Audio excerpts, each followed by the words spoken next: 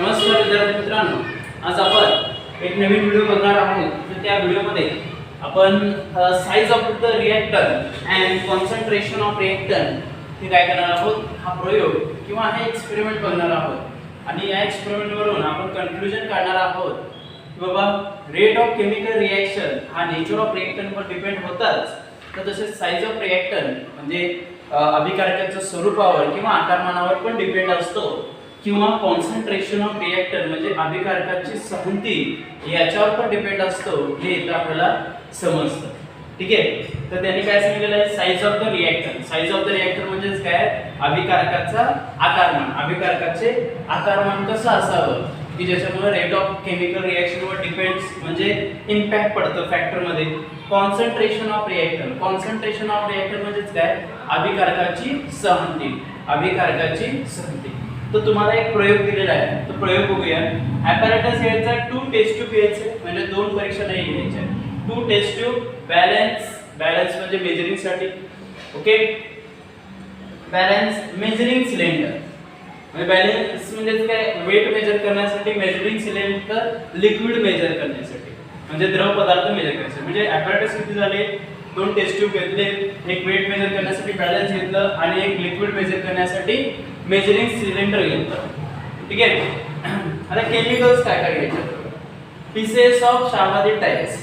Pieces म्हणजे pieces म्हणजे अशा प्रकारे, म्हणजे शाहाबादी टाइल्स तुम्ही जर बघितला असेल, शाहाबादी टाइल्स तुम्ही बघितला असेल की बाबा तुमच्या घरामध्ये जे फॅशनच्या फर्स्ट म्हणजे शायनिंग फरशा असतात त्याला शाहाबादी टाइल्स म्हणतात. मग काय करायचं तुम्हाला, एकेकाच्यामध्ये पीसेस ऑफ शाहाबादी टाइल्स घ्यायचे. Pieces of Shahabadi tiles, pieces अशा प्रकारे पीसेस घ्यायचे आणि दुसऱ्या काही पावडर घ्यायची. तीच टाइल्सची पावडर घ्यायची आहे. बरोबर. म्हणजे काय करणार, एकदा तरी पीसेस घेतला म्हणजे मोठे तुकडे घेतले आणि दुसऱ्यामध्ये त्याच शाहाबादी फरशीचे टाइल्सचे पावडर घेतली. बरोबर. म्हणजे किती सोपं आहे बघा, किती लगेच समजतं की बाबा काय करायचं आपल्याला याच्यामध्ये. ठीक आहे.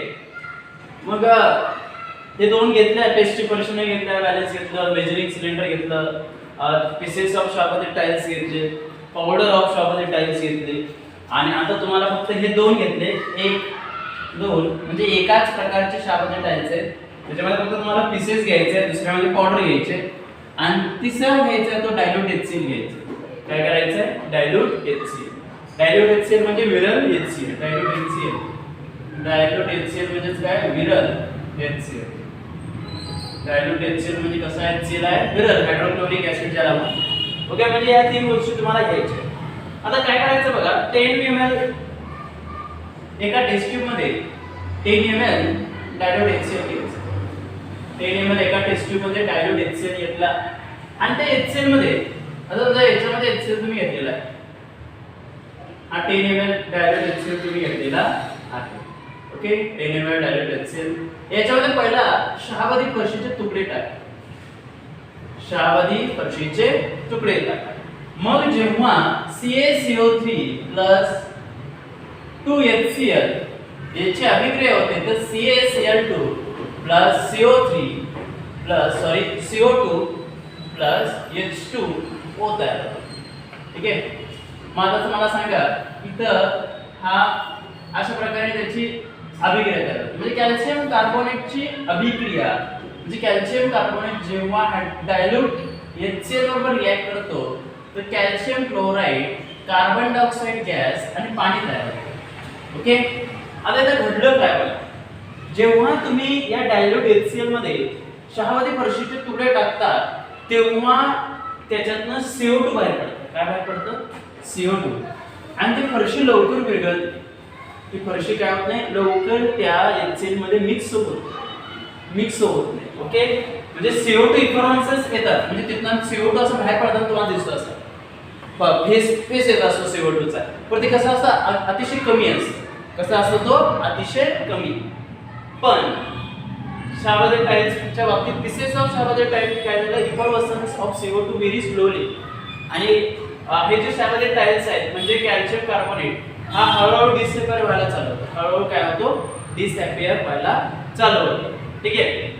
म्हणजे हळूहळू स्लोली काय होतं, रिएक्शन होतं. पण तेच तुम्ही काय घेतला, पुन्हा डायल्यूट HCl CaCO3 म्हणजे तुमचा याच्यामध्ये हे पुन्हा टाकला, काय केला पुन्हा याच्यामध्ये तुम्ही टाकला तर त्याच्यानंतर होणारे जे परिणाम आहे ते आपण आता बघायचं आहे. सॉरी, हा CaCO3 पुढचे रिएक्शन दिलेलं आहे तुम्हाला. हे तुम्हाला काय करायचं आहे की क्षारवादी टाइल्स आणि क्षारवादी फरशीचं पावडर जे आहे त्याची अभिक्रिया HCl बरोबर केली असतात की क्षारवादी पीसेस जे आहेत ते लवकर रिॲक्ट होत नाही HCl बरोबर, लवकर रिॲक्ट होत नाही HCl बरोबर.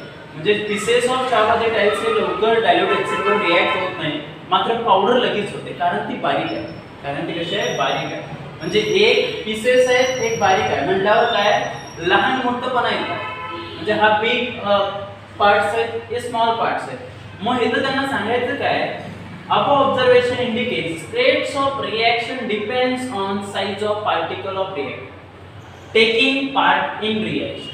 म्हणजे त्यांना इथं सांगायचं की बाबा size of the reactant important आहे.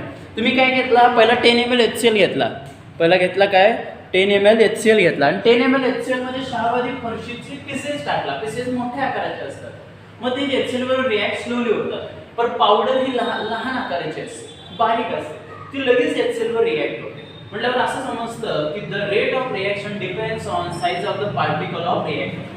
म्हणजे रेट ऑफ रिॲक्शन कशावर डिपेंड आहे, size of particle of reactant taking part in reaction. Taking part in reaction म्हणजे जी साइज आहे पार्टिकलची, म्हणजे रिॲक्टंटची घटकांची जी आकारमान आहे त्याच्यावर पण rate of chemical reaction depends आहे. त्याच्यावर काय chemical reaction, rate of chemical reaction depend आहे. टेकिंग पार्ट इन रिॲक्शन म्हणजे ते सहभागी होतात.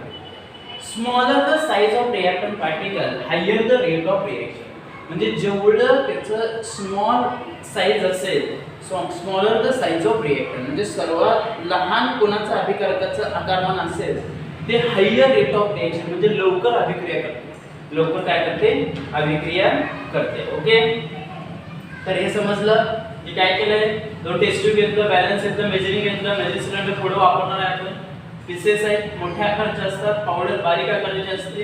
HCl टाका दोनामध्ये, कोण लवकर रिॲक्ट होतं का बघा, आणि रिॲक्ट कोण होणार लवकर, पावडर लवकर होणार. मग याच्यावरून आपल्याला समजतं की rate of reaction depends on size of particle of the reactant taking part in reaction. Smaller the size of reactant particle higher the rate of reaction.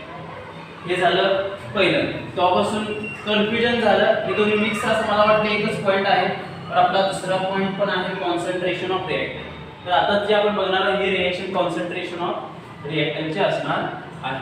ठीक आहे, आता बघा, आता तीच डायग्राम आपण म्हणणार dilute HCl react slowly with calcium carbonate. म्हणजे आता त्यांनी सांगितलेलं आहे की कॅल्शियम कार्बोनेट हा डायल्यूट HCl बरोबर रिॲक्ट स्लोली होतो. कसला रिॲक्ट होतो, स्लोली होतो. म्हणजे dilute HCl react slowly with calcium carbonate and calcium carbonate disappears slowly and CO2 also liberate slowly. म्हणजे CO2 इथनं लिबरेट होतो, म्हणजे असा बाण दाखवायला पाहिजे. लिबरेट म्हणजे बाहेर जातो, लिबरेट म्हणजे काय होतो, बाहेर जातो.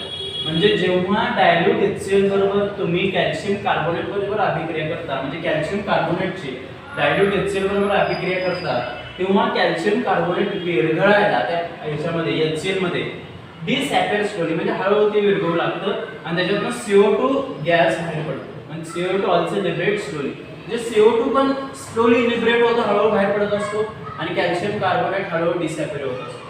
पण तेच with concentration HCl take place in rapid disappear fast. म्हणजे तुम्ही आता पहिला काय वापरला, डायल्यूट वापरला. पहिलं कोणता ऍसिड वापरला, डायल्यूट हायड्रोक्लोरिक ऍसिड यूज केला. पण आता ते काय सांगतात, त्या जागी डायल्यूटच्या जागी काय वापरा, कॉन्सन्ट्रेट HCl वापरा. डायल्यूटच्या जागी, या डायल्यूटच्या जागी काय वापरा, कॉन्सन्ट्रेट HCl वापरा. कॉन्सन्ट्रेट म्हणजे स्ट्रेंथ जास्त असते आणि याच्यामध्ये मात्र काय होईल, कॅल्शियम कार्बोनेट रॅपिडली डिसॅपियर होईल.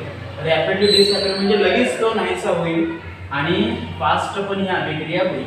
जे CO2 फास्ट याच्यातनं बाहेर पडेल, CO2 याच्यातनं स्लो झाला, याच्यातनं फास्ट झाला.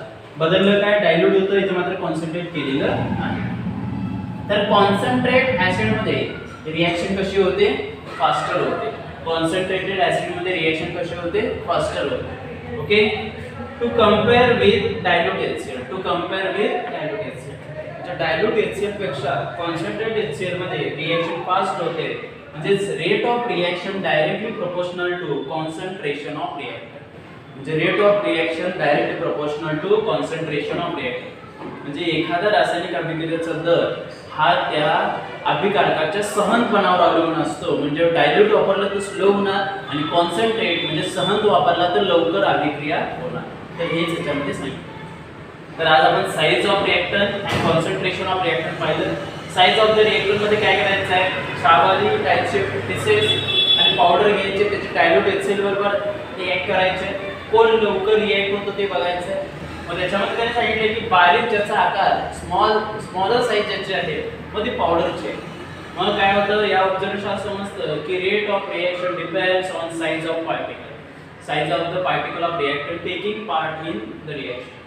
Smaller the size of reactant particle higher of the rate of reaction, म्हणजे जेवढं त्या रिएक्टंटचा साइज आकारमान कमी असेल तेवढं त्याची अभिक्रिया फास्ट होते, तेवढी त्याची अभिक्रिया काय होते, फास्ट होते. तर त्याच्यानंतर पुढे सांगितलं concentration of reactant, concentration of reactant. Dilute HCl reacts with slowly with CaCO3 आणि CaCO3 disappears slowly and CO2 liberates slowly. म्हणजे डायल्यूट HCl बरोबर जर अभिक्रिया केला कॅल्शियम कार्बोनेट तर स्लोली होते, CO2 गॅस पण स्लोली बाहेर पडतो. तर तेच कॉन्सन्ट्रेट ऍसिड जर यूज केला तर ते कॅल्शियम कार्बोनेट लवकर डिसॅपियर होते आणि CO2 लवकर फास्टली रिएक्ट होते. म्हणजेच काय, कॉन्सन्ट्रेट ऍसिड मध्ये फास्टर रिएक्शन होते. मग असं समजतं की बाबा कॉन्सन्ट्रेशन ऑफ द रिएक्शन म्हणजे rate of chemical reaction depends on किंवा directly proportional to concentration of reactant, concentration of reactant. समजलं? सोपं आहे, का अवघड नाहीये. कॉन्सन्ट्रेशन ऑफ रिएक्टर म्हणजे डायल्यूट पेक्षा कॉन्सन्ट्रेट मध्ये जास्त अभिक्रिया फास्ट होते. ओके, तर हा व्हिडिओ बघा, काही शंका असेल तर विचारा. कुठला पॉईंट समजला नाही, कुठला मुद्दा समजला नाही तर मला नक्कीच विचारायचं आहे. Okay, thank you.